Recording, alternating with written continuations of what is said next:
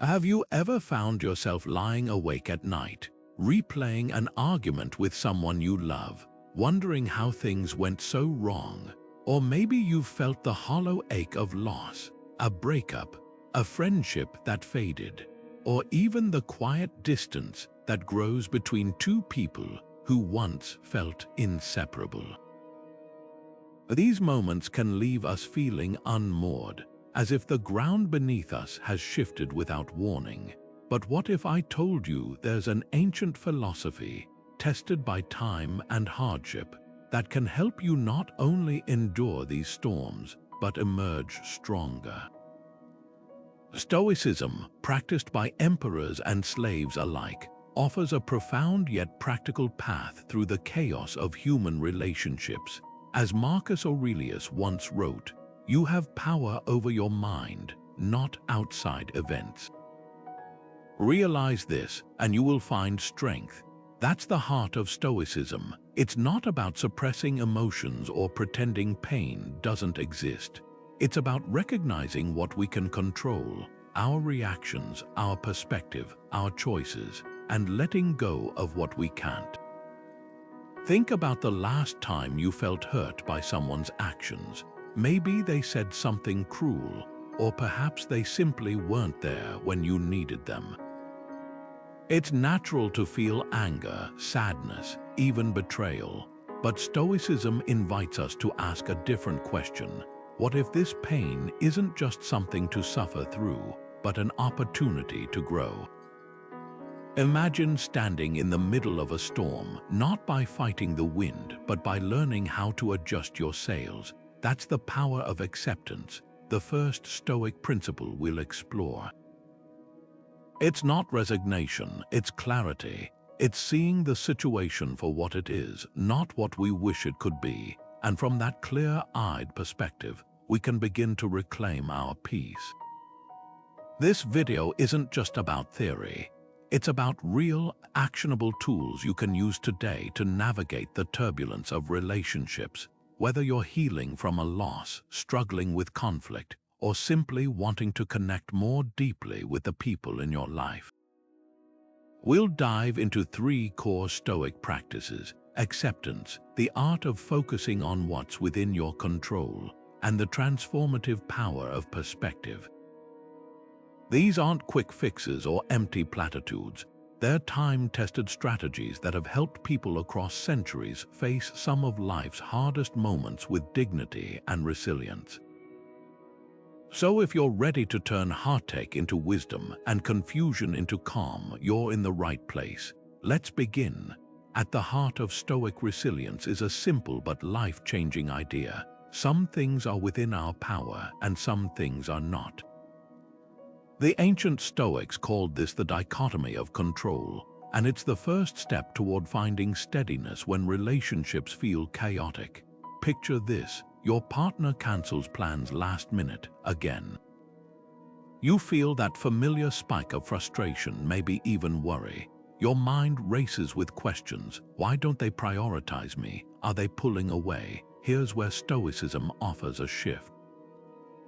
Instead of fixating on their actions which you can't control, you turn your attention to what you can, your response. Do you lash out in anger, withdraw in silence?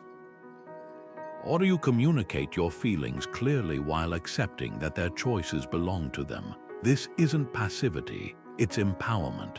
As Epictetus, the former slave-turned-Stoic teacher, put it, some things are up to us and some things are not up to us. Our opinions, our impulses, our desires, these are within our control. Our body, our property, how others see us, these are not. Think about the last time you tried to change someone's behavior. Maybe you pleaded with a friend to be more reliable, or you hoped your parent would finally understand your perspective. How much energy did that drain from you?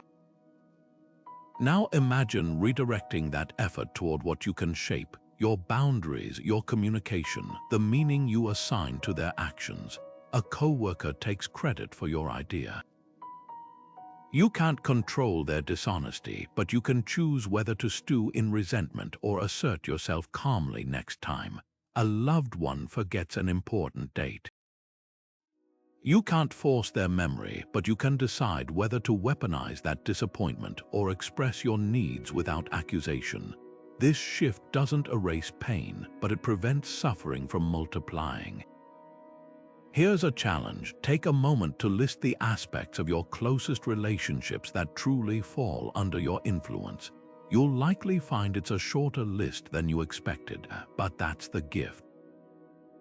By focusing on your half of the equation, your honesty, your patience, your willingness to listen, you free yourself from the exhausting illusion that you're responsible for fixing everything. Relationships aren't puzzles to solve. They're dances where you only control your own steps. And when you master that rhythm, you'll find something surprising. Even in conflict or loss, your footing stays steady. There's a quiet power in acceptance, not the kind that feels like defeat, but the kind that feels like unshackling yourself from a fight you were never meant to win. The Stoics understood this deeply. Picture Seneca, one of Rome's greatest thinkers, writing to a grieving friend, "Fate leads the willing and drags the unwilling." He wasn't saying to numb yourself to pain. He was urging a shift in posture from clenching against reality to meeting it with clear eyes. Think of a river. You can stand on the bank, raging that the current isn't flowing the way you want, or you can step into the water and learn to move with it. That's the choice acceptance offers us in relationships. Consider the story of Antisthenes, a student of Socrates who faced relentless criticism from his peers. Instead of wasting energy demanding their approval, he famously said, "It is a royal privilege to do good and be ill spoken of." He accepted that their words weren't his to control, only his response was. Fast forward to today. Maybe you're exhausted from trying to convince a partner to change, or you're grieving a friendship that drifted apart. Acceptance here doesn't mean you stop caring. It means you stop confusing love with ownership. You honor the relationship by acknowledging its truth, even when it's not the truth you hoped for. Here's where Stoicism parts ways with pop psychology. This isn't about positive vibes only or pretending everything's fine. It's about distinguishing between pain, which is natural, and suffering, which often comes from resisting what we can't change. Imagine holding a handful of sand. The tighter you squeeze, the more slips through your fingers. Relationships are like that. The more we grip to how someone should act, to how things should be, the more peace we lose. But when we open our hands, we might just find we've been holding something else all along, our own freedom. So let's make this practical. Right now, think of one situation where resistance is costing you more than acceptance ever could. Maybe it's a family member who never apologizes or a love that didn't last. Instead of asking, "Why won't they change?" try asking, "What if I stopped waiting for them to?"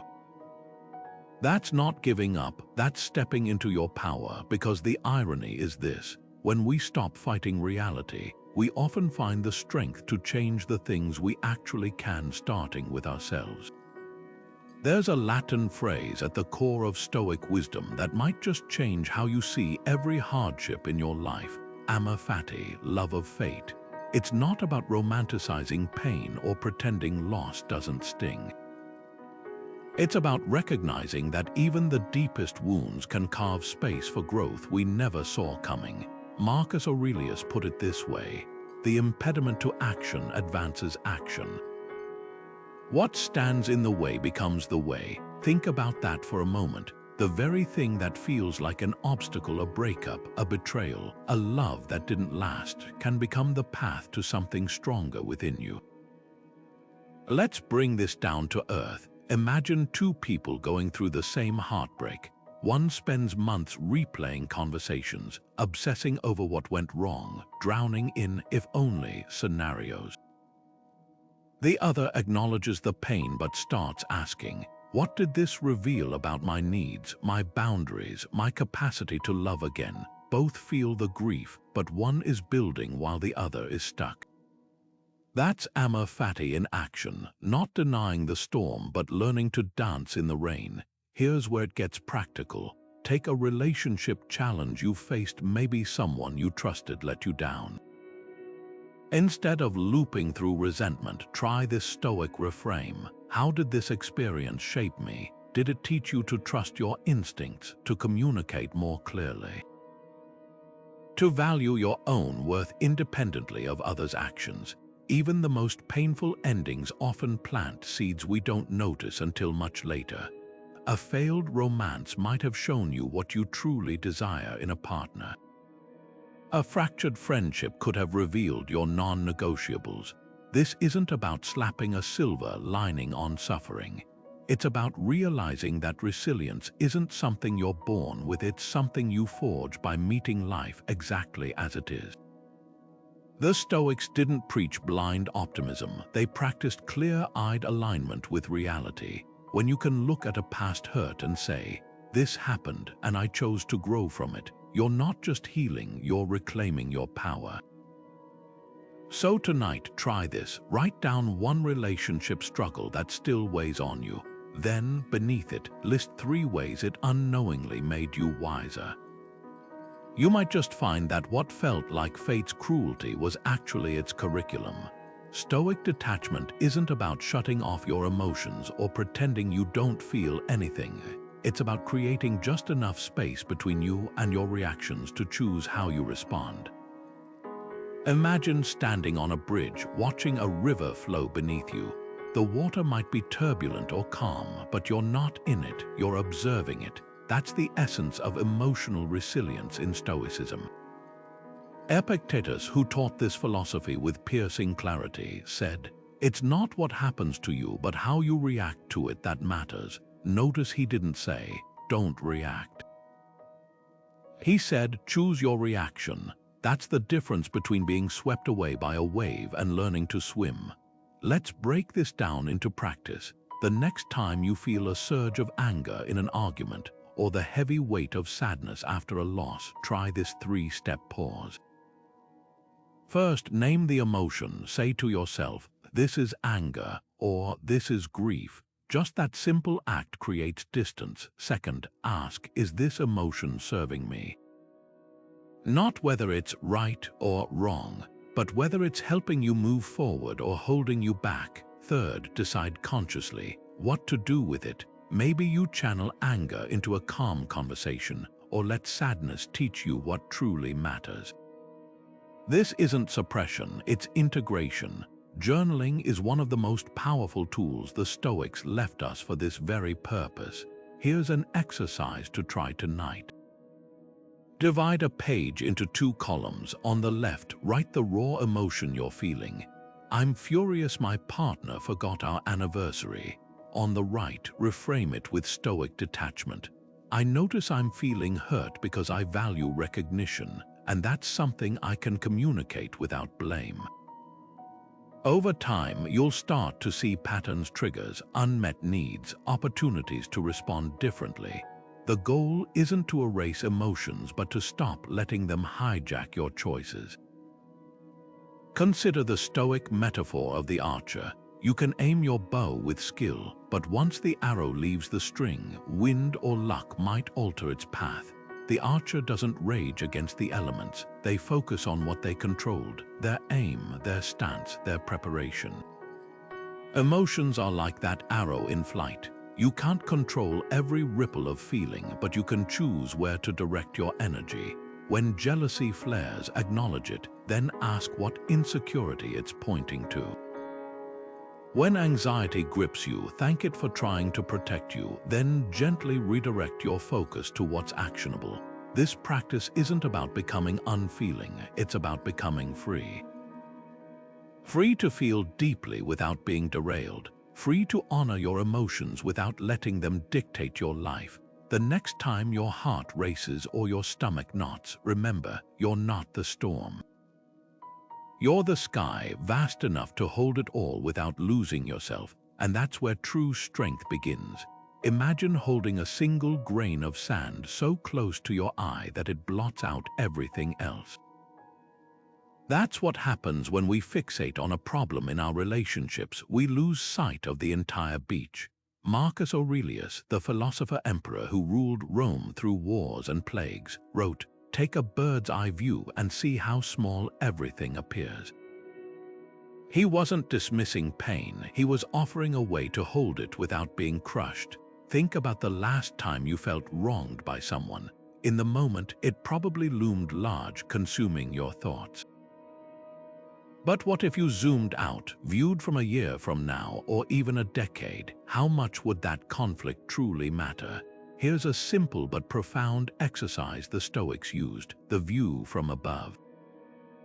Picture yourself floating high above the earth, watching your life unfold like a tiny scene in a vast landscape.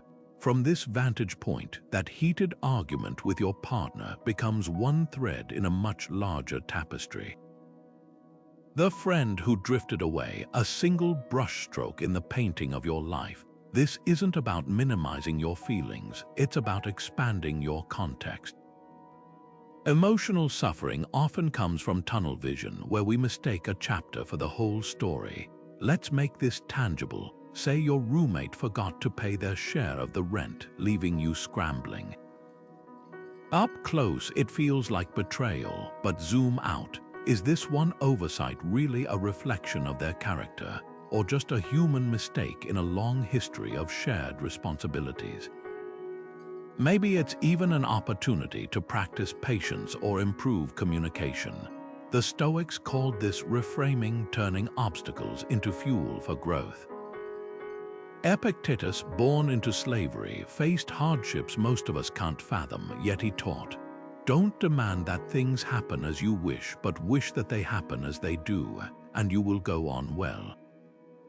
That shift in perspective isn't surrender, it's liberation. Try this today. Pick one current struggle, a tension with a coworker, a family rift, and deliberately view it through three lenses: the moment, how it feels right now; the year, its likely significance months ahead; and the lifetime, how it fits into your broader journey. You might find that what felt like a boulder in your path is really just a pebble you can step over. Pain is inevitable in relationships, but suffering, that's often a choice, one we can unmake by widening our view. Here's the irony: when we stop clutching our hurts so tightly, we often find they lose their grip on us. Like clouds passing over a mountain, emotions shift and dissolve when we stop mistaking them for the sky itself. So next time you're caught in a storm of frustration or heartache, remember the Stoic secret: rise above it, even just in your mind, and watch how the landscape changes. The mountain doesn't rage against the weather. It stands firm, knowing the clouds will part, and so can you. There's a Stoic practice so counterintuitive, it might just change how you approach every difficult conversation or heartache waiting in the shadows of your relationships. It's called Premeditatio Malorum, the premeditation of evils. Before you recoil at the word evils, understand this isn't about pessimism or dwelling on worst-case scenarios. It's about emotional inoculation. Think of it like this: when you rehearse a speech, the actual presentation feels less daunting.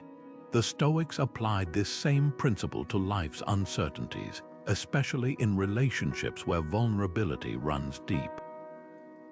Seneca, who weathered betrayal and exile, put it bluntly: the person who has anticipated the coming of troubles takes away their power when they arrive.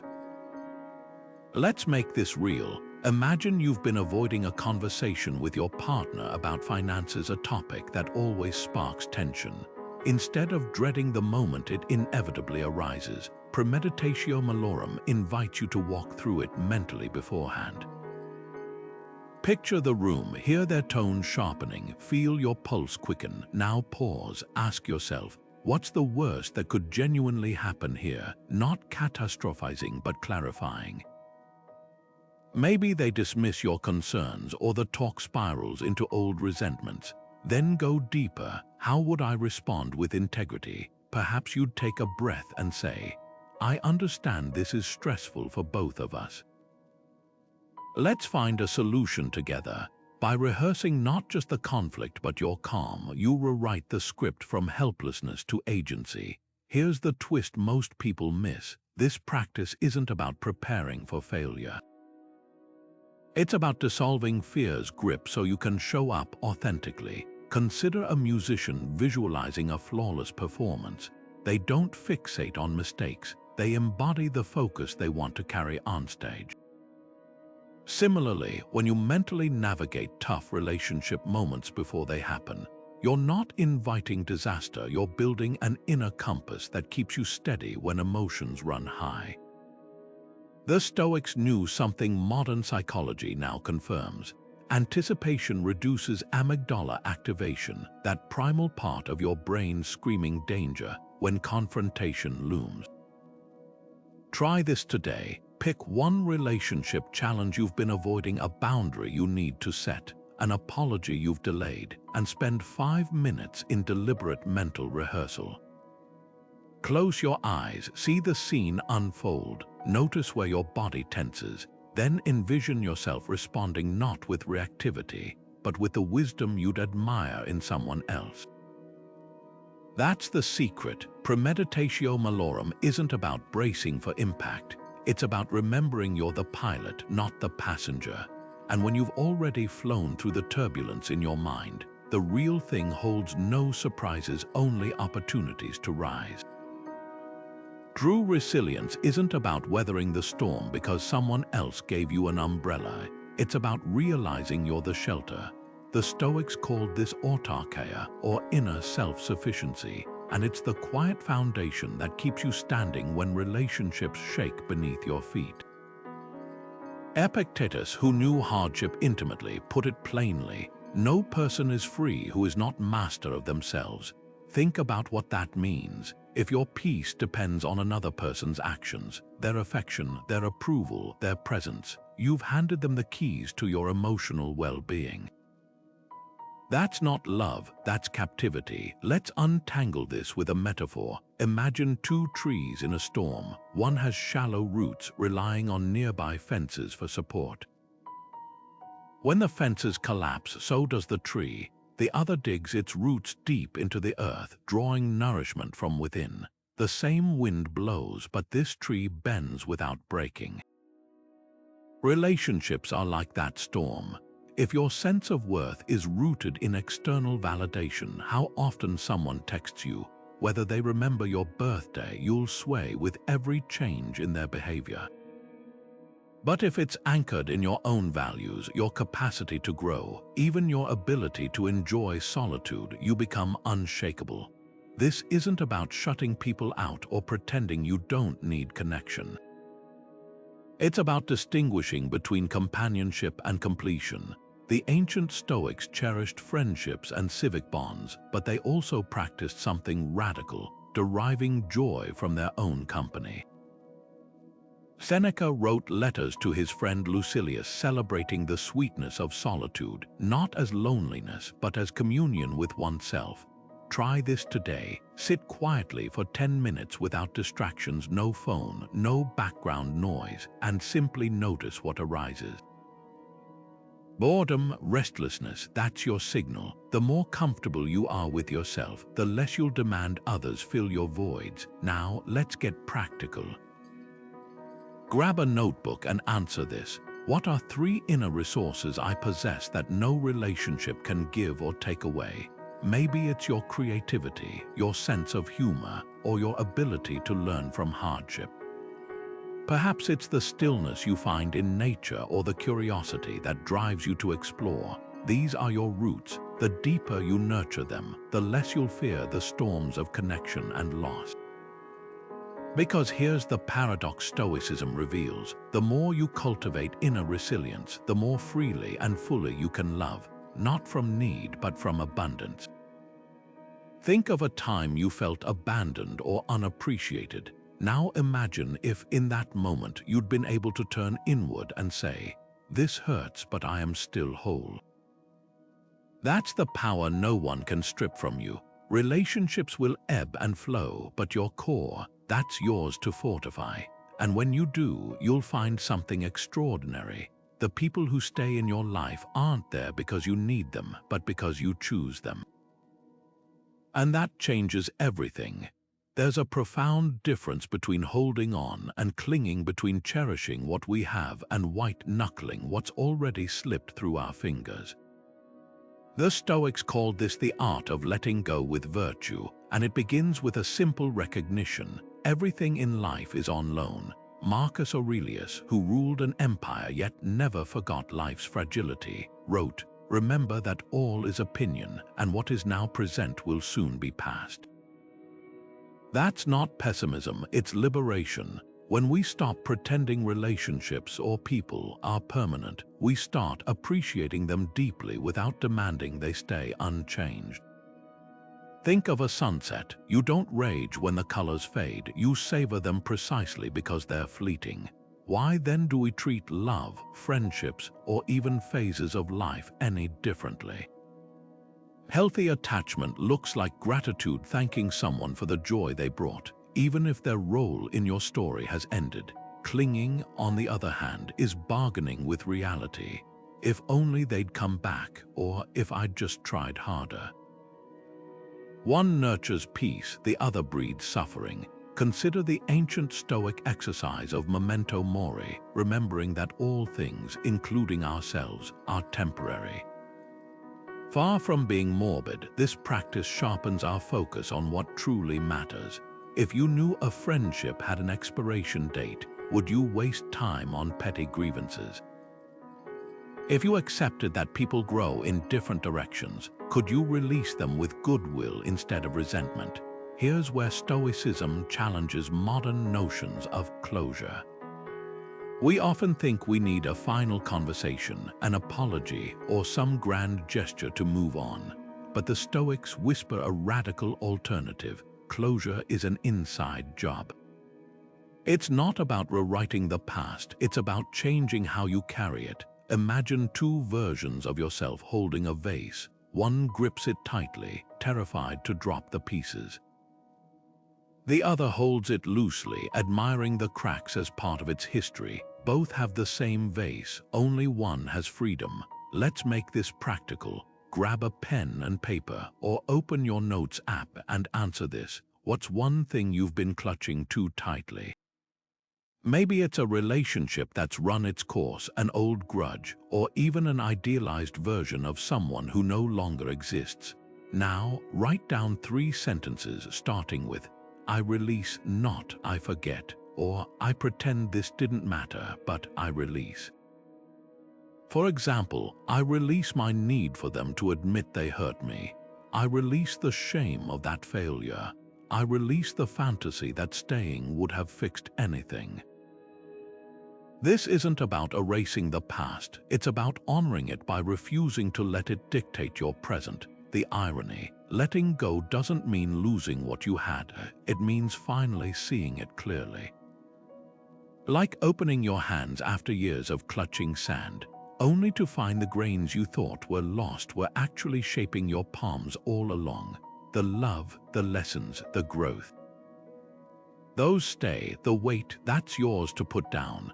And in that moment, you'll understand what the Stoics meant when they said true strength isn't in holding on, but in choosing how and when to let go. Words are the bridges we build between hearts and minds, but in the heat of conflict, they can feel more like weapons. The Stoics knew this intimately. Epictetus, who taught that our words reveal the quality of our character, warned, "First learn the meaning of what you say and then speak." That's the essence of Stoic communication. It's not about suppressing emotion, but about choosing which emotions get to speak through you. Picture this: your partner says something that stings, your pulse quickens, your jaw tenses, everything in you wants to fire back. But right there, in that sliver of a second before you react, lies all the power. That's where Stoic practice lives. True listening, the kind that disarms conflict, begins with a radical shift. Hearing to understand, not to rebut. Imagine your mind as a courtroom. Most of us enter conversations like lawyers, armed with counter-arguments before the other person finishes speaking. Stoicism invites you to trade the gavel for a notebook. When tensions rise, try this. Pause and silently repeat their words in your mind before responding. Not to judge or prepare your defense, but to truly absorb what's being said. You'll notice something extraordinary. The space between stimulus and response widens. Anger might still simmer, but now you're cooking with gas instead of throwing raw fuel on the fire. Epictetus offered a litmus test for words worth speaking. Will this help? Will it hurt? Simple questions, but transformative when applied. Consider the difference between "you always ignore me" and "I feel unheard when I share my thoughts and don't get a response." One attacks character, the other names an experience. This isn't sugarcoating, its precision. Like a surgeon choosing the right scalpel, Stoic communication selects words that heal rather than wound. Here's a technique to practice this week: the 3-breath rule. When a conversation turns heated, take 3 deliberate breaths before speaking. On the first breath, notice the physical reaction, the tightness in your chest, the heat in your face. On the second, ask, what part of this is truly about me? Often, what triggers us mirrors our own insecurities. On the third, frame your response as an I statement rooted in observable facts. "I felt dismissed when my suggestion wasn't acknowledged" lands differently than "you never listen." This small pause disrupts the cycle of reactivity, creating room for something rarer and more powerful: connection. Marcus Aurelius left us a compass for such moments. Ask yourself, what is this person actually saying? What do they really mean? Behind every harsh word is an unmet need. The coworker who snaps about deadlines might be drowning in stress. The friend who cancels plans might be battling unseen struggles. Stoic communication digs for these root causes without excusing hurtful behavior. It's the difference between reacting to the splash and understanding the stone that caused it. Try this reframe today. View every difficult conversation as an exercise in emotional aikido, the martial art of redirecting energy without collision. When someone throws sharp words, sidestep the attack while maintaining your stance. "I hear how upset you are.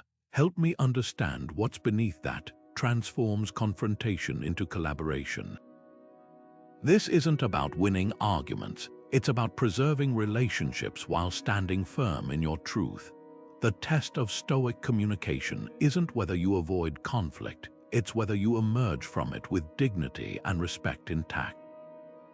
Words can fracture or fortify. Your next conversation is the proving ground. Every great storm leaves something unexpected in its wake, not just damage but fertile ground. The Stoics didn't just endure suffering, they mined it for meaning like alchemists turning lead into gold.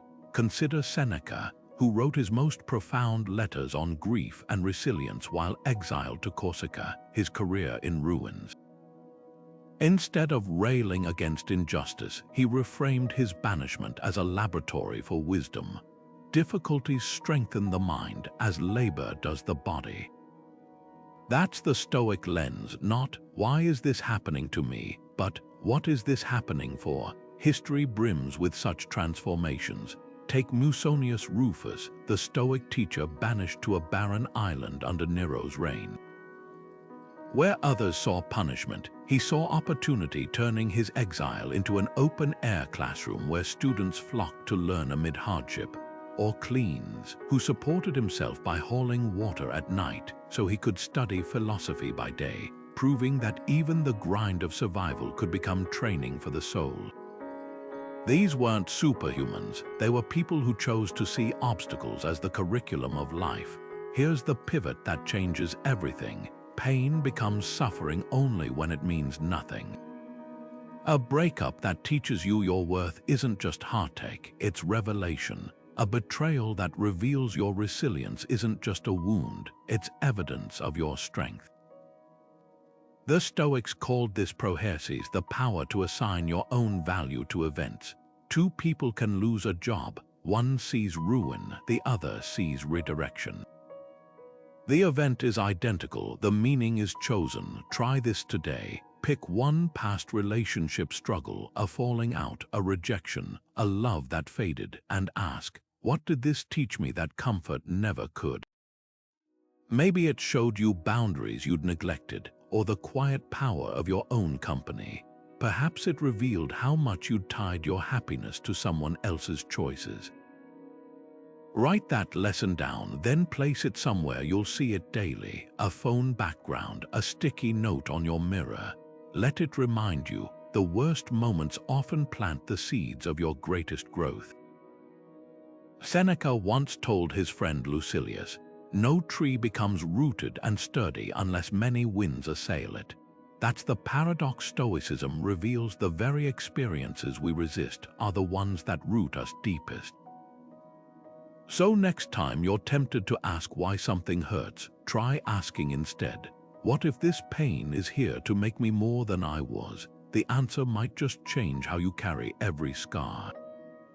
We've all felt that sinking feeling when reality doesn't match our expectations, the job that wasn't as fulfilling as promised, the vacation that didn't live up to the Instagram posts, or the relationship that fell short of the fairy tale. The Stoics called this the discipline of desire, and it's perhaps the most liberating tool they offer for modern relationships. Epictetus, who taught that suffering stems not from events but from our judgments about them, put it bluntly, freedom is secured not by the fulfilling of desires but by the removal of desire. At first glance, that might sound bleak, as if we're being told to stop wanting anything, but look closer. This isn't about extinguishing hope, it's about aligning our wants with what's actually within our control. Think about how many relationship frustrations boil down to mismatched expectations. We secretly hope our partner will just know what we need without being told. We expect love to feel effortless forever, or friendships to withstand neglect because true friends should understand. These aren't desires rooted in human nature, they're scripts we've absorbed from movies, novels, or carefully curated social media feeds. The Stoics would ask, why chain your happiness to something as unpredictable as another person's behavior? It's like planting seeds in concrete and being shocked when they don't bloom. Here's where modern psychology and ancient wisdom converge. Research shows that unrealistic relationship expectations, like believing soulmates should agree on everything, actually predict lower satisfaction. The Stoic approach flips this. Instead of demanding reality conform to your fantasies, train your desires to embrace what's real. When Marcus Aurelius wrote, "Accept the things to which fate binds you," he wasn't advocating resignation. He was pointing to a profound truth. Fighting against the grain of human nature creates splinters. People will forget things. They'll sometimes prioritize differently than you would. They'll change in ways you didn't anticipate. The question isn't whether these things will happen, it's whether you'll interpret them as tragedies or simply as facts of shared existence. Let's make this practical. Grab a notebook and complete this sentence. I keep expecting my partner/friend/family member to. Maybe it's always no when I'm upset, or never cancel plans, or agree with all my opinions. Now, with brutal honesty, ask, is this expectation serving me? Is it even fair? The goal isn't to lower your standards, it's to distinguish between reasonable needs and impossible demands. Needing respect is non-negotiable. Expecting someone to read your mind is a setup for resentment. Epictetus offered a litmus test. If you desire any of the things not within your control, you must necessarily be disappointed. Try applying this to one expectation you wrote down. For instance, if you expect your partner to never lose their temper, you're tying your peace to something outside your command. But if you shift that desire inward, I want to respond calmly when tensions rise. Suddenly, you're holding the reins. This subtle pivot changes everything. Disappointment withers when we stop watering it with fantasies. There's a quiet joy in this discipline that often goes unnoticed. When you release the weight of unmet expectations, you create space to appreciate what is the imperfect, messy beauty of real connection. The friend who shows up late but listens deeply, the partner who forgets anniversaries but remembers your coffee order, these aren't compromises, they're discoveries. Like swapping a postcard for a lived-in landscape, you trade glossy perfection for depth and texture. Tonight, try this Stoic exercise. Before bed, recall one moment today when reality diverged from your expectations. Instead of ruminating on how it should have been, ask, what did this reveal about my assumptions? What if this flaw was actually an invitation to see more clearly? Over time, you'll notice something extraordinary. The less you demand from others, the more you receive, not because they've changed, but because your eyes have opened. What if the secret to cherishing someone isn't imagining their presence forever, but their absence? The Stoics practiced something called negative visualization, a counterintuitive exercise that doesn't dwell on loss, but sharpens gratitude for what exists right now. Picture this: you're sitting across from someone you love, laughing over coffee. Instead of letting the moment slip by unnoticed, you pause, close your eyes. Imagine this is your last conversation with them, not to invite fear, but to awaken reverence. Suddenly, the way they crinkle their eyes when they smile becomes a gift. The sound of their voice, a temporary miracle. Marcus Aurelius, who wrote his meditations on battlefields and in plague-stricken cities, captured this perfectly. When you arise in the morning, think of what a precious privilege it is to be alive, to breathe, to think, to enjoy, to love. This practice isn't morbid, it's medicinal. Think of how we treat a glass of water after days in the desert versus one grabbed absent-mindedly from the fridge. Negative visualization turns ordinary moments into that desert-found water. A partner's habit of leaving socks on the floor, annoying, until you imagine a home where those socks never appear again. A parent's unsolicited advice, frustrating, until you mentally rehearse the silence that will one day replace it. The Stoics weren't teaching us to live in dread. They were showing us how to strip away the numbness of routine to touch the raw beauty beneath. Here's how to make this tangible tonight. Set a 5-minute timer. Think of one person you might be taking for granted, someone you see daily, whose presence has become as expected as sunrise. Now visualize 3 specific things. First, their most endearing quirk may be how they hum off-key in the shower or over-explain movie plots. Second, one thing they've taught you, intentionally or not. Third, the empty space they'd leave in your world if they vanished tomorrow. Sit with that hollow feeling for 30 seconds, then open your eyes. Notice how the air between you feels different, charged with a quiet urgency to truly see them.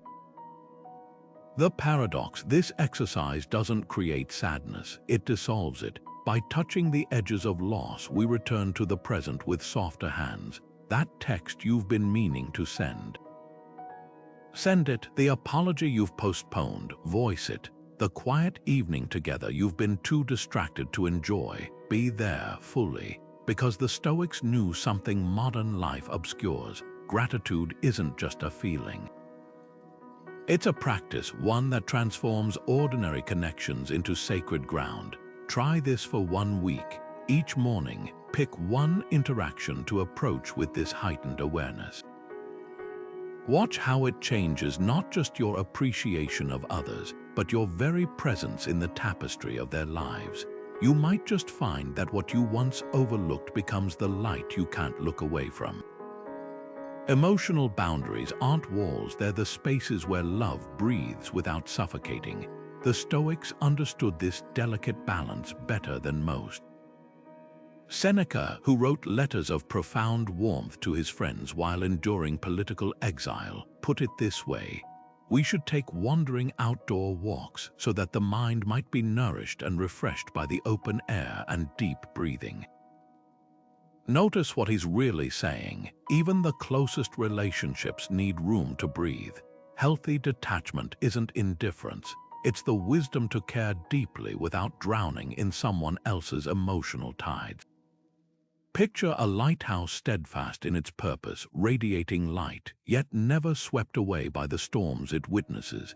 That's the Stoic ideal of emotional boundaries. Consider the difference between two friends. One absorbs every complaint and crisis as if it were their own, leaving them exhausted and resentful.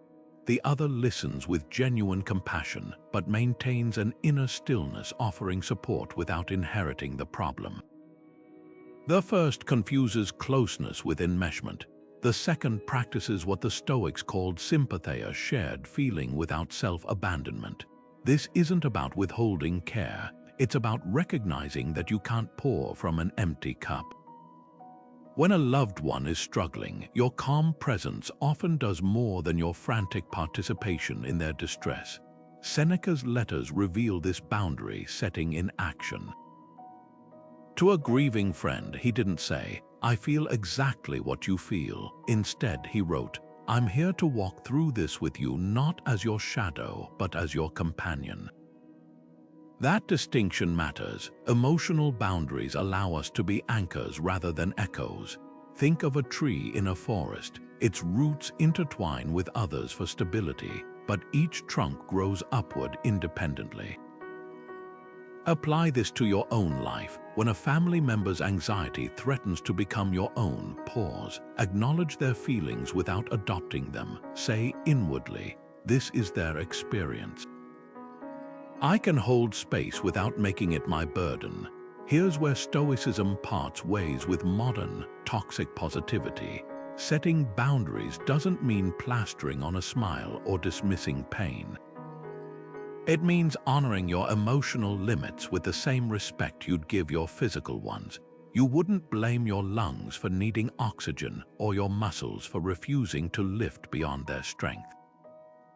Why treat your psyche differently? When a coworker dumps their frustration on you daily, it's not unkind to say, "I want to support you, but I need our conversations to include solutions, not just venting."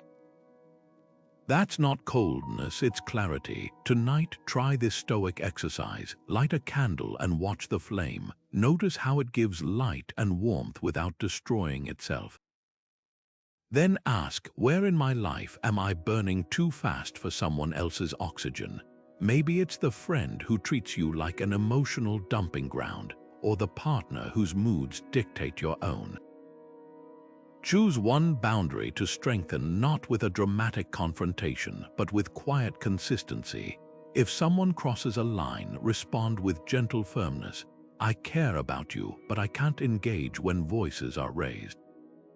Or, "I need to step back when conversations turn to gossip." Like training a muscle, boundaries grow stronger with use. The paradox: the healthier your boundaries, the more freely you can love. Because when you're no longer drained by overgiving, what remains is genuine connection, not obligation, not guilt, but choice. And that's the space where the best relationships thrive. Anger feels like fire in the veins, a flash of heat that demands action. But what if that fire could be met not with fuel, but with the cool precision of reason? The Stoics saw anger as temporary madness, a storm that clouds judgment precisely when clarity matters most. Epictetus, who endured slavery before becoming one of history's most revered teachers, laid bare the stakes. Any person capable of angering you becomes your master. Think about that for a moment. When you react without pause, you hand over the reins of your peace to whoever provoked you. The antidote, a practice as simple as it is revolutionary: the pause. Here's how it works in practice. The next time you feel that familiar surge, maybe a colleague takes credit for your work, or a loved one says something cutting freeze. Not to suppress the emotion, but to intercept it. Imagine your anger as a messenger knocking loudly at your door. Instead of flinging it open, take 3 deliberate breaths. On the first, name the feeling, this is anger. On the second, trace its roots, I feel disrespected. On the third, ask, will reacting now serve my highest self? That tiny space between trigger and response is where your power lies. Seneca described it as suspending judgment, not denying the hurt, but refusing to let it dictate your next move. History offers a striking example. When Cato the Younger, the Stoic statesman, was struck in public by an angry opponent, he didn't retaliate or even flinch. Later, when asked about it, he replied as if he'd barely noticed. His calm wasn't indifference, it was defiance. By refusing to engage, he revealed his attacker's impotence, proving that true strength often looks like restraint. Now, let's make this personal. Identify one upcoming situation where you anticipate tension, a family gathering with that dismissive relative, a work meeting with a condescending colleague. Visualize them saying the thing that normally sets you off. Now rehearse the pause. See yourself breathing through the heat, then responding not from irritation, but from intention. Maybe it's a measured, let's circle back when we're both calmer, or a simple, I hear you, followed by silence. The goal isn't to win the argument, it's to keep your integrity intact. Here's the paradox. Anger often masquerades as power, but it's really a confession of vulnerability. Every time you choose reason over reaction, you reclaim sovereignty over your inner world. So today, where Epictetus challenged like armor, no one can hurt you without your consent. The next time anger knocks, meet it at the door not as a prisoner, but as the master of your own house. Patience isn't passive waiting, it's active endurance with purpose. The Stoics saw it as a form of strength, a deliberate choice to meet life's friction without crumbling or lashing out. Marcus Aurelius, who governed Rome through wars and plagues, wrote in his private journal, "Time is a river of passing events, and strong is its current." No sooner is a thing brought to sight than it is swept by and another takes its place.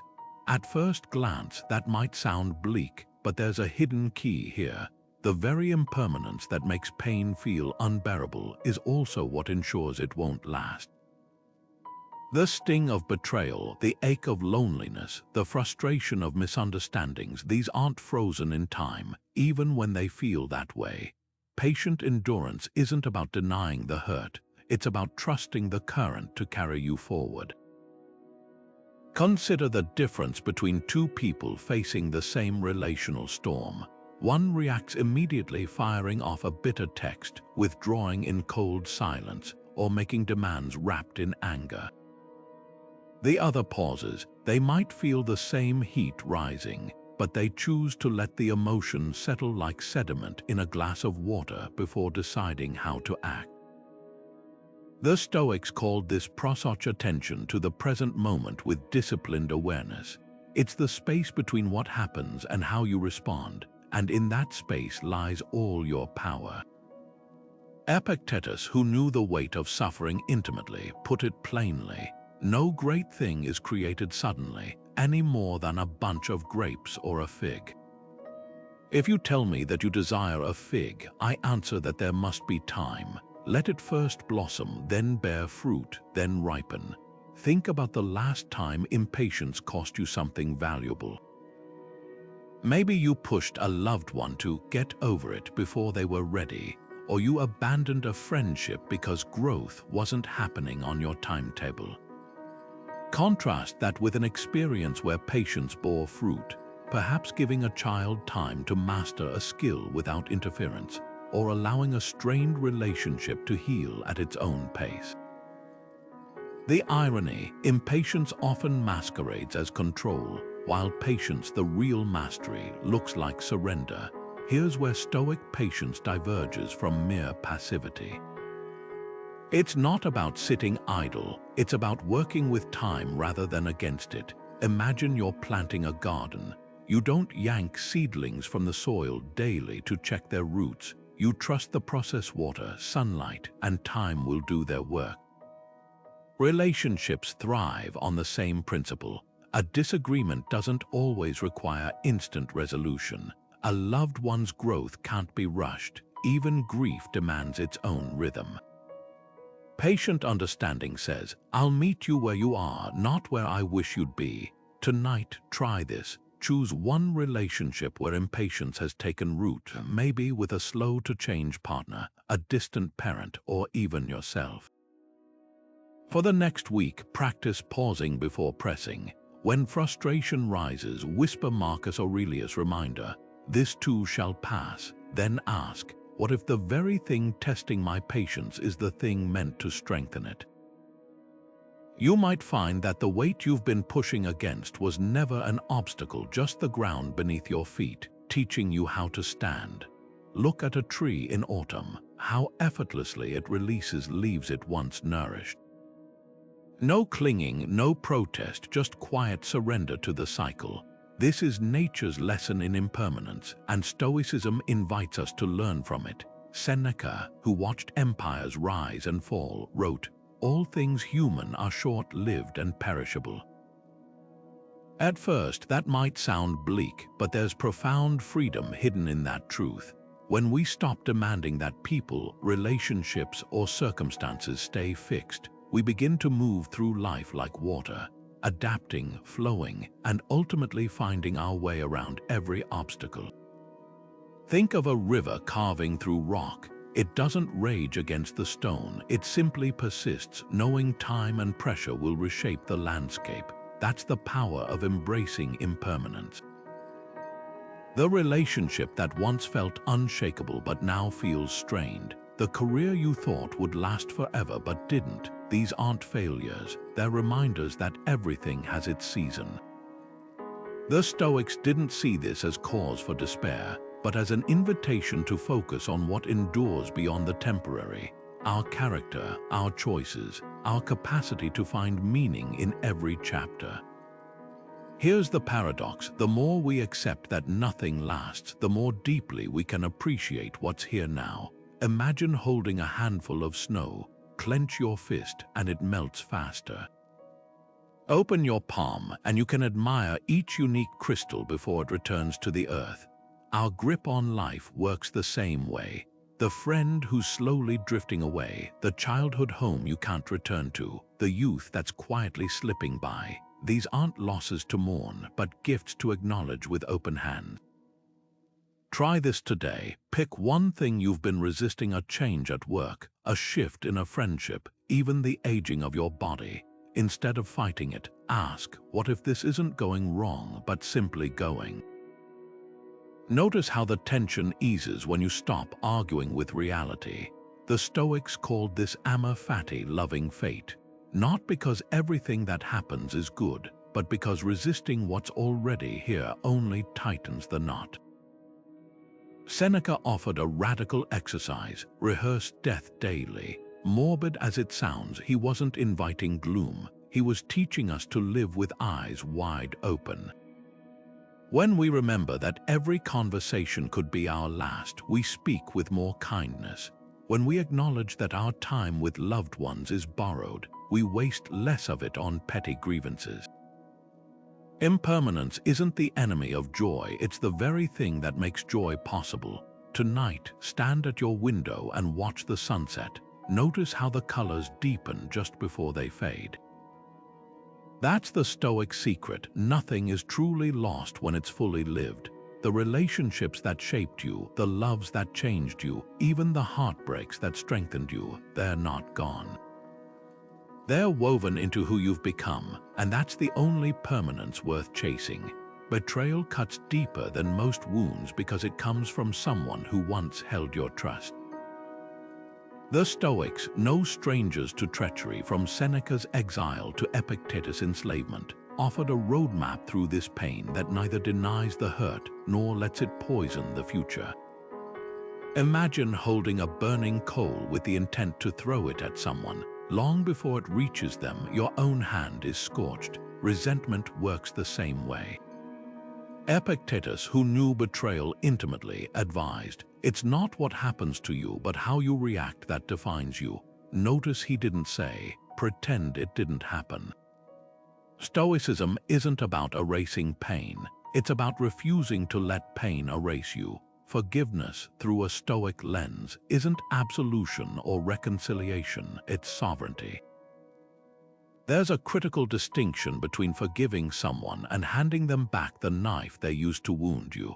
Marcus Aurelius wrote, "The best revenge is to be unlike him who performed the injury." That's the pivot. Your forgiveness isn't for them, it's for you. It's the decision to stop renting space in your mind to someone who's already taken enough. Picture two prisoners. One is locked in a cell, obsessing over the guard who put them there.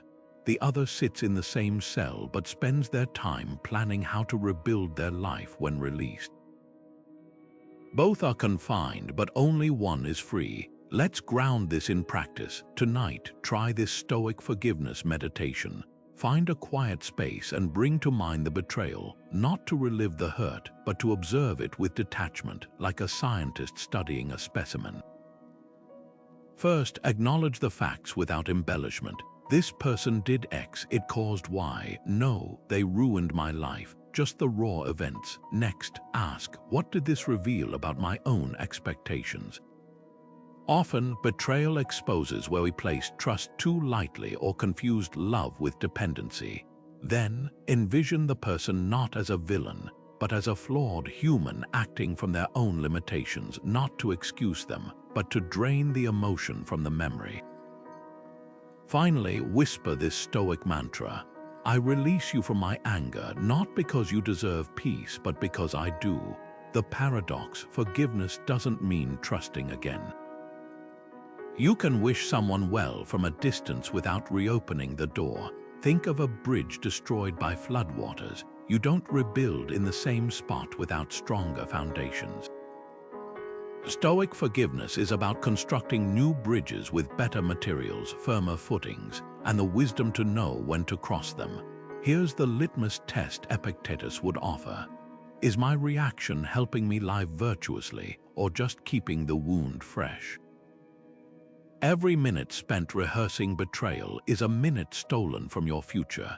The Stoics knew this better than anyone. The person who wronged you has already moved on. The only one still trapped in that moment is you, unless you choose not to be. Tonight, when you close your eyes, decide which prison you'd rather inhabit, the one they built for you or the one you've built yourself. The key has been in your hand all along. Self-reflection is the mirror Stoicism holds up to our days, not to judge but to clarify. Marcus Aurelius, the philosopher-emperor who led Rome through war and plague, ended each evening with a simple question: what harm have I done today? What good have I left undone? This wasn't self-flagellation, it was refinement. Imagine your mind as a garden. Without tending, weeds of resentment or neglect take root unnoticed. But with deliberate attention, you cultivate what flourishes and uproot what doesn't belong. Relationships thrive under this same care. Let's make this tangible. Tonight, before sleep, try this Stoic triage. First, replay one interaction that lingered, maybe a tense exchange with your partner, or a moment you avoided setting a boundary with a friend. Instead of spiraling into "I should have said," ask, what part of this was within my control? Did I listen fully or just wait to speak? Did I react from fear or respond from principle? Next, acknowledge one kindness you extended, even something small, like patience with a coworker's complaint or a genuine compliment given. Finally, name one opportunity missed, a chance to apologize, to ask for help, or to simply be present without distraction. This isn't about tallying faults, it's about aligning actions with values. Journaling transforms this practice from fleeting thought to lasting insight. For the next 7 nights, keep 2 columns. On the left, note raw observations, snapped at mom when she offered advice. On the right, reframe with wisdom. My irritation reveals how much I still crave her approval. Over time, patterns emerge, triggers you didn't notice, strength you undervalued. Epictetus taught that we don't rise to the level of our hopes, but fall to the level of our training. These nightly pages are your training ground. Consider the story of Zeno, the founder of Stoicism. After losing everything in a shipwreck, he turned his gaze inward, realizing that true wealth lay in examining one's life. Your relationships are that ship, sometimes steady, sometimes battered. The journal isn't a log of storms endured, but a map showing where you've navigated well and where the currents pulled you off course. Here's the key: this practice works not because it's exhaustive, but because it's consistent. 5 minutes of honest reflection outweighs hours of rumination. Like a sculptor chipping away excess marble to reveal the form within, you're not creating perfection, you're uncovering what's already there. Tonight, pick up the chisel. The masterpiece is your own growth. The Stoics saw fate not as a force to resist, but as a dance partner, one that sometimes leads with unexpected steps. Consider how relationships begin. A chance meeting, a friend's introduction, even a wrong number that sparks a lifelong connection. These moments feel like serendipity, but the Stoics would remind us that while we don't control the winds, we adjust the sails. Seneca captured this beautifully. Fate leads the willing and drags the unwilling. Notice the nuance. He's not saying we passively accept whatever comes. He's inviting us to recognize what's beyond our power: the timing, the circumstances, even another person's choices, while fully owning our response to them. Think of a river carving its path. The water doesn't choose where the rocks lie, but it finds its way around them with persistence and flexibility. Relationships thrive on the same principle. You might not control when love arrives or departs, but you decide whether to meet it with openness or resistance. A Stoic approach to fate isn't about shrugging and saying, "Whatever will be, will be." It's about discerning between what's yours to shape and what's yours to accept. The job transfer that pulls you apart from a partner, the illness that tests a friendship. These aren't punishments, they're the terrain of life. Your power lies not in rewriting the map, but in how you travel it. History offers a striking example. When the Roman Emperor Marcus Aurelius lost 8 of his children to illness, he wrote, "Accept whatever comes to you woven in the pattern of your destiny." This wasn't resignation, it was the rawest form of courage. He grieved deeply, yet he refused to let grief eclipse his duty to live virtuously. Apply this to modern relationships. The breakup you didn't see coming, the friend who moves away, the love that fades. These endings aren't failures of the universe. They're threads in a larger tapestry you're still weaving. Here's where Stoic wisdom balances acceptance with action. Fate may deal the cards, but you choose how to play them. If you've ever reconnected with someone years later and realized the timing wasn't right before, you've seen this dynamic at work. The Stoics would call that Amor Fati, loving fate, not because every outcome is good, but because every outcome holds lessons. A relationship that ends teaches you about your needs. A chance encounter expands your perspective. Even loneliness, when met with curiosity, can reveal reservoirs of strength you didn't know you had. Tonight, try this reflection. Trace the arc of your most pivotal relationships.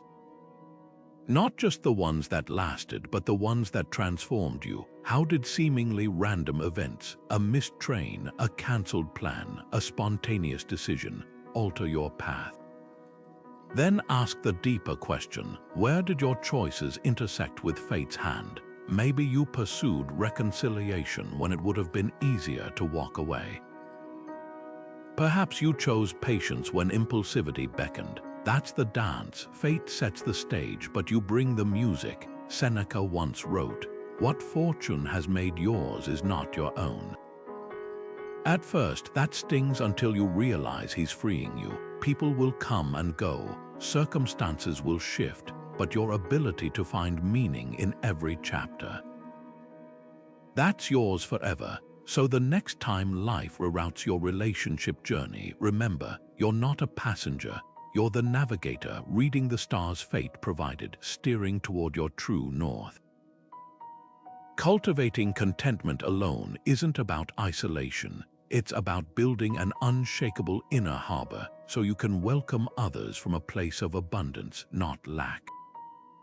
The Stoics called this autarkeia, the art of finding sufficiency within yourself.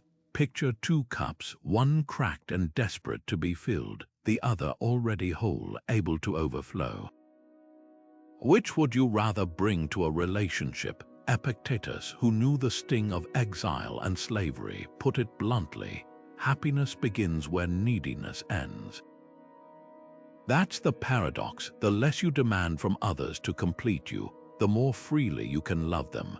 Think of the difference between clinging to someone out of fear of loneliness and choosing someone out of genuine connection. One is a plea, the other, a gift. The Stoics didn't shun relationships, they cherished them, but they refused to outsource their worth to them. Marcus Aurelius wrote letters brimming with affection for his friends while reminding himself, "You could leave life right now." Let that determine what you do and say, not to dwell on mortality, but to sharpen his focus on living with integrity, whether others mirrored it back or not. Here's the litmus test. Can you sit in stillness without reaching for your phone, a snack, or someone else's validation to fill the space?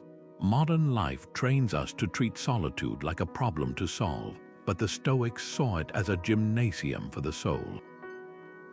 Seneca spent evenings in deliberate solitude, not to escape people, but to return to them more present.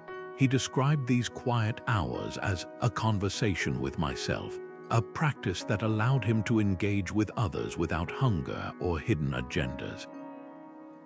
This week, try an experiment. Carve out 1 hour, no distractions, no agenda. Sit with the discomfort if it arises. Notice the urge to numb or flee. Then ask, what if this quiet isn't emptiness but clarity?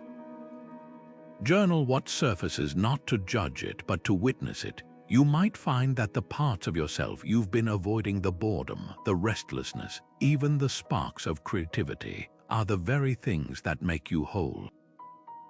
The irony, when you stop using relationships to complete you, you start enjoying them for what they are, not lifelines but shared journeys, like two trees rooted deeply enough to intertwine branches without fear of falling.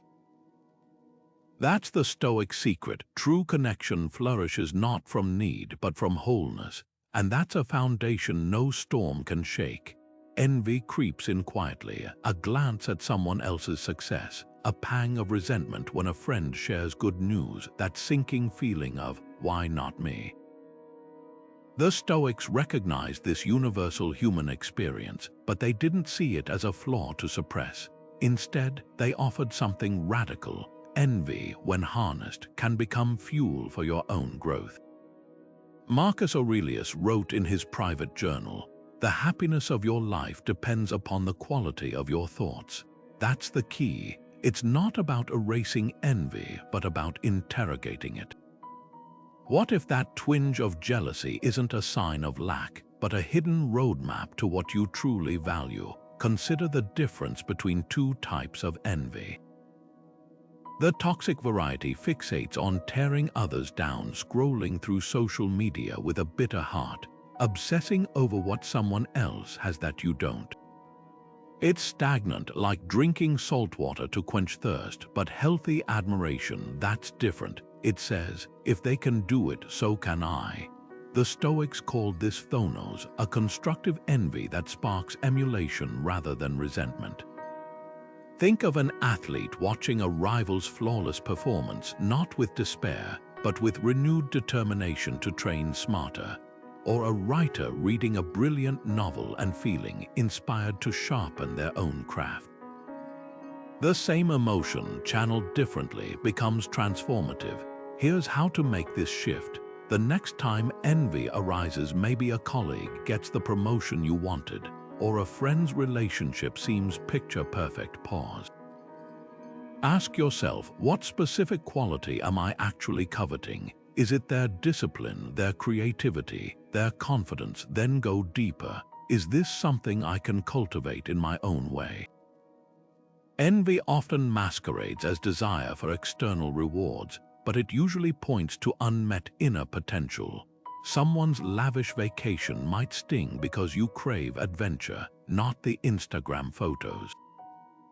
Their thriving business might itch because you long for purpose, not the corner office. Strip away the surface, and you'll find your own unmet aspirations staring back at you. Marcus Aurelius offered a mantra for these moments. Waste no more time arguing what a good person should be one. In other words, stop measuring yourself against others and start building the life you admire. Try this exercise today. Take one envious thought, something that's been nagging at you, and flip it into a micro-action. If you envy a friend's fitness, don't dwell on their genetics. Commit to a 10-minute walk. If you covet a peer's eloquence, skip the self-criticism and read one page of a book on communication. Small steps disarm envy's paralysis by proving progress is possible. The Stoics knew something modern psychology confirms. Comparison steals joy because it ignores context. That coworker who seems to have it all might be battling demons you can't see. The couple whose love looks effortless might have weathered storms you'll never know. Epictetus, born into slavery, reminded us, don't explain your philosophy. Embody it. Your journey isn't theirs, your obstacles aren't theirs, and your victories, when they come, will be uniquely yours. Tonight, try this reframe. Write down one person you've compared yourself to recently. Now, list 3 things you admire about them, not their outcomes, but the traits or habits that created those outcomes. Finally, choose one to borrow, not copy, but adapt to your path. Envy, when stripped of its bitterness, becomes a mirror reflecting back the person you're capable of becoming. And that's a vision worth chasing. Silence isn't emptiness, it's the space where understanding grows. The Stoics revered silence not as a lack of words, but as a discipline of the mind, a way to let clarity rise like sediment settling in a glass of water. Seneca, who wrote volumes yet prized quiet deeply, observed, "Sometimes even to live is an act of courage," but he also knew that sometimes to say nothing is an act of wisdom. Think of the last time words spilled out in anger or haste, leaving regret in their wake. Now imagine the alternative, a breath held, a pause stretched, a reply measured. That's where Stoic silence lives, not in avoidance, but in intentional restraint. Modern life bombards us with opportunities to react instantly, texts begging for quick replies, social media posts itching for commentary, heated debates demanding our opinions.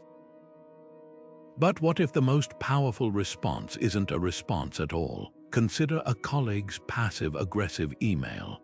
The reflex might be to fire back a pointed rebuttal, but Stoicism asks, will this exchange improve anything or simply fan flames?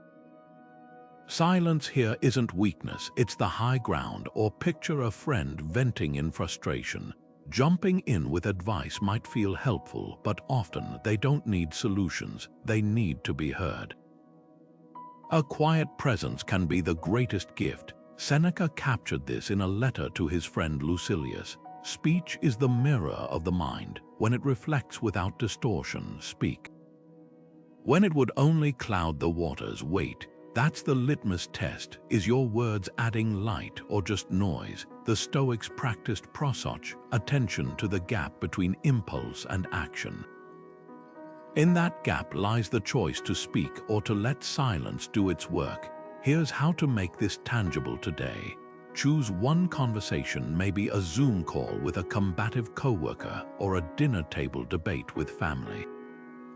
Before speaking, ask 3 questions. Is this necessary? Is it kind? Is it true? If any answer falters, let silence hold the space instead. You might find that what feels like restraint in the moment becomes clarity later. Like a painter stepping back from the canvas, silence gives perspective. The words you don't say often shape the relationships you keep. There's a quiet strength in this practice, one that echoes across centuries. The next time tension rises, experiment with stillness, not as surrender but as strategy. Watch how storms pass when you refuse to feed them, and in that quiet you'll discover something unexpected, the power to hear not just others but yourself. Imagine carrying a heavy bucket everywhere you go, filling it with every glance, comment, or reaction tossed your way until the weight bends your spine. That's what living for approval does to us. The Stoics, from slave-turned teacher Epictetus to Emperor Marcus Aurelius, recognized this burden and offered a radical alternative: confidence rooted not in others' opinions but in unwavering self-governance. Epictetus, who endured the whims of a cruel master before teaching thousands, put it bluntly: if someone handed your body to a passerby, you'd be furious. So why hand over your mind? That's the core of Stoic confidence, recognizing that others' judgments are as weightless as leaves in the wind unless you choose to catch and carry them. Think about the last time you altered your behavior for fear of judgment. Maybe you laughed at a joke that wasn't funny, or swallowed your true opinion to avoid conflict. Now imagine standing in that same moment, but with this realization: no opinion, no matter how loudly voiced, can alter your worth unless you grant it permission. That's not arrogance, it's sovereignty. The Stoics didn't preach indifference to others, they valued community deeply, but they drew a critical line between connection and dependency. Like a tree that sways in the wind but remains rooted, Stoic confidence allows you to engage with the world without being upended by it. Here's where modern psychology and ancient wisdom converge. Studies show that people who rely on external validation experience higher anxiety and lower resilience. The Stoic antidote: cultivate an inner compass. Start with this exercise. For one day, track every instance you modify your behavior for approval: posting a certain photo, dressing to impress, withholding a controversial view. At day's end, ask, what would change if I acted solely from my values today? You'll likely find two truths. First, most people were too preoccupied with their own lives to notice your choices. Second, the moment you acted authentically carried a quiet strength no applause could match. Epictetus offered a litmus test. When someone criticizes you, ask, do they know me better than I know myself? If not, their opinion is hearsay, not truth. This isn't about dismissing feedback. Growth requires mirrors, but about discerning whose reflections matter. A chef doesn't ask a tone-deaf diner to critique their symphony. Similarly, not every opinion deserves a seat at your table. Try this approval detachment practice tonight. Visualize someone whose judgment you fear: a boss, parent, or social media troll. Now imagine them whispering their harshest critique. Feel the initial sting, then picture their words written on a leaf floating down a river. Watch until it vanishes around the bend. That's the Stoic secret. Opinions only persist when you clutch them. Let go, and the current carries them away. Marcus Aurelius left us a compass for these moments. It never ceases to amaze me. We care more about what strangers think of us than how we regard ourselves. Tonight before sleep, ask not did they like me, but did I act with integrity? The shift is subtle, but the liberation is profound, because the only approval that ever truly sustains you is your own. Relationships thrive on certainty, the comfort of knowing where you stand, the security of predictable affection, but life rarely offers such guarantees. The Stoics understood this deeply, not as a flaw in the universe, but as its very nature. Marcus Aurelius, who ruled an empire in constant upheaval, wrote, "The universe is change, life is understanding." That's the heart of equanimity, not resisting uncertainty, but recognizing it as the soil where growth takes root. Think of a sailor who fears the shifting winds will never reach open water. Stoicism teaches us to adjust the sails instead of cursing the storm. Consider how often we strain against the unknown in relationships, wondering if a new connection will deepen, agonizing over a partner's unspoken thoughts, or replaying conversations for hidden meanings. This tension comes from a misplaced belief that clarity equals control. But the Stoics invite a different approach, focusing not on the uncontrollable external world, but on the internal fortress we can always strengthen. When a text goes unanswered, you can't force a reply, but you can choose whether to spiral into anxiety or to redirect that energy into something constructive. Epictetus offered a razor-sharp distinction. Some things are up to us and some are not. The moment you stop conflating the two, uncertainty loses its sting. Practical tools make this shift tangible. Start with the Stoic pause, a breath between the unknown and your reaction. When a loved one's behavior feels puzzling, instead of demanding immediate explanation, try this three-step reframe. First, name the uncertainty. I don't know why they cancelled. Next, distinguish fact from fiction. They cancelled. The rest is my story. Finally, anchor in what's certain. I can choose how I spend this unexpected time. This isn't avoidance, it's recalibration. Like a tree bending in wind instead of snapping, flexibility becomes your resilience. Marcus Aurelius left us a nightly ritual for embracing life's unpredictability. Before sleep, he'd review his day not with judgment, but with curiosity, asking what each event, planned or not, had taught him. You can adapt this by journaling one relationship uncertainty without seeking resolution. Maybe it's a friend's sudden distance or a partner's vague career plans. Write it down, then add, "This is unclear right now, and that's okay." Beneath that, list 3 things that remain stable: your values, your capacity to adapt, the lessons this limbo might reveal. Over time, you'll notice something profound. The weight comes not from the uncertainty itself, but from your resistance to it. Imagine holding a handful of fireflies. Clench your fist and they're crushed. Open your palm and they might stay or flee, but either way, you've honored their nature. Relationships thrive in that open hand. The friend who drifts away may return with stories that enrich you both. The unanswered question might lead to a conversation deeper than you'd planned.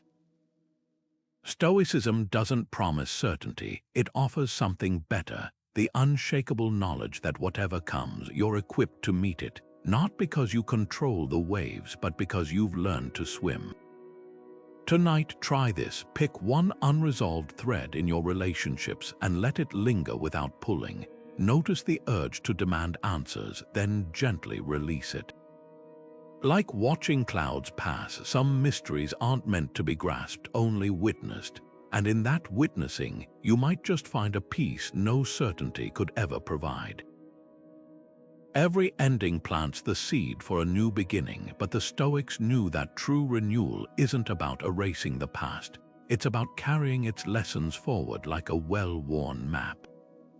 Picture a sailor setting out after a shipwreck. They don't pretend the storm never happened, they adjust their route, reinforce the hull, and sail wiser. Seneca, who faced exile and betrayal, wrote, "Every new beginning comes from some other beginning's end." That's the Stoic paradox. The courage to start fresh doesn't come from forgetting, but from remembering well. Think of a relationship that changed you. Maybe it ended in flames, or perhaps it simply faded like a sunset. Either way, it left something behind, not just scars, but insights. The Stoic approach to new chapters isn't cautious optimism or blind trust. It's informed openness. Imagine meeting someone new. Instead of armoring up with skepticism or diving in with reckless abandon, you bring a quiet discernment. because I've learned X, I'll now practice Y. Maybe past neglect taught you to voice needs earlier. Maybe a toxic dynamic revealed your non-negotiables. These aren't burdens, they're tools. History offers a powerful example. When the philosopher Musonius Rufus was banished to a barren island, he didn't waste energy lamenting his lost status. He planted gardens, literal and metaphorical, turning exile into a school where students flocked to learn. That's the essence of Stoic renewal, not waiting for circumstances to improve, but finding fertile ground in what is. Apply this to relationships, the friend who betrayed you. Their actions clarified what loyalty means to you, the love that didn't last. It revealed patterns you now recognize sooner. These aren't failures to mourn, but data points to integrate. Here's where Stoicism balances tenderness with toughness. Seneca advised, trust but verify. In modern terms, enter new connections with an open heart and observant mind. Like a gardener planting seeds, you don't dig them up daily to check for roots, but you also don't water rocks. This balanced approach honors both your resilience and your boundaries.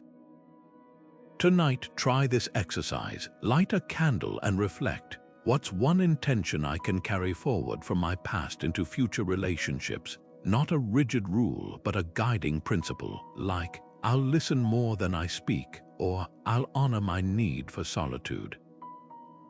Write it down, then place it somewhere you'll see it daily. Let it remind you that every stumble taught you how to walk more surely.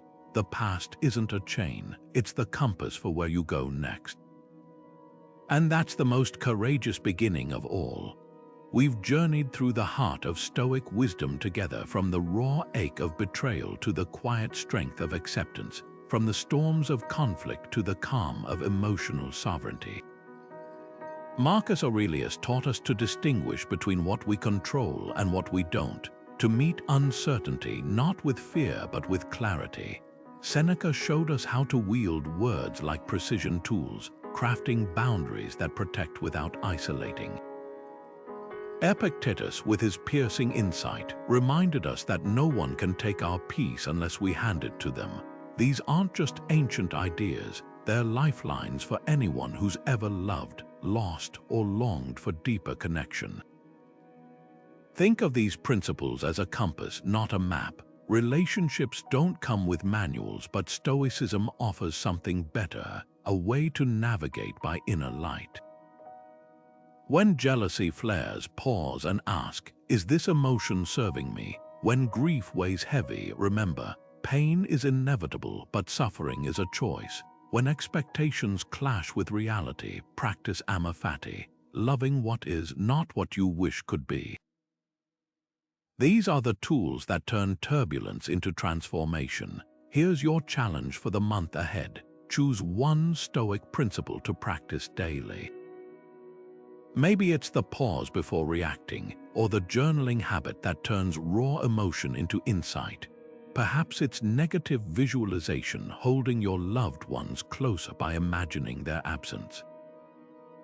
Whatever you choose, commit to it like a Stoic would, not perfectly but persistently. Progress doesn't demand flawless execution, just consistent return.